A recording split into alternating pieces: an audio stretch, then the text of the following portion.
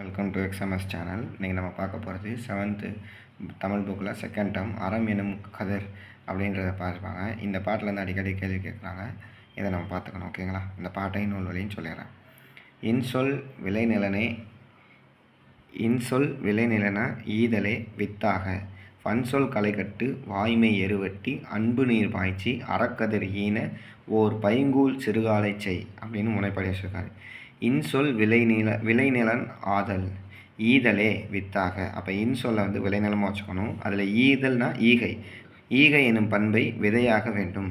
வன்சொல் களைக்கட்டு, வன்சொல்ன்றது எப்படி ஒப்பிட்டுருக்காங்க பாருங்கள். கலை, வன்சொல் களைக்கட்டு வாய்மை எருவட்டி, வாய்மன்ற உரத்தை போட்டோம்னா அன்பு நீர் பாய்ச்சி அறக்கதிர் ஈன ஓர் பைங்கூல் சிறுகாலை செய் அப்படின்னு முனைப்பாடியாக சொல்லியிருக்காரு. பைங்கூலை பிரித்தெழுதுகளை டிஎன்பிசியில் முன்னாடி கேட்டிருக்காங்க. ஸோ அதையும் பார்த்துக்கோங்க. பசுமை கூட்டல் கூழ். ஓகேங்களா? அடுத்து முனைப்பாடியார். இதோட நூல்வெளி என்னென்னு பார்த்துருவோம். முனைப்பாடியார் என்று அழைக்கப்படக்கூடிய இவர் சமணப்புலவர். இவர் திருமுனைப்பாடி எனும் ஊரை சேர்ந்ததால் என்னவோ முனைப்பாடியார்னு அழைக்கப்படுறாரு. இவருடைய காலம் 13ஆம் நூற்றாண்டு. காலம் முக்கியமாக படிச்சுக்கோங்க.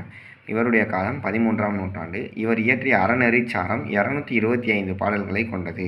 அறநெறிகளை தொகுத்து கூறுவதால் இந்நூல் அறநெறிச்சாரம் என பெயர்பட்டது. இந்த நூலோட 15வது பாடல் தான் இப்போ நம்ம பார்த்த பாட்டு. சரிங்களா? அறநெறிச்சாரம் 225 பாடல் எப்படி ஞாபகிக்கிறது? அற 2, நெறி 2, அப்புறம் சாரத்தை ஒரு 5 சாரம் கட்டுப்பா அப்படின்னு அவங்க பார்த்தோன்னா அது மாதிரி அறநெறிச்சாரம் 225 பாடல்களை கொண்டது. இது 7th புக்கில் செகண்ட் டேர்மில் இருக்குது. ஓகேங்களா? தேங்க்யூ.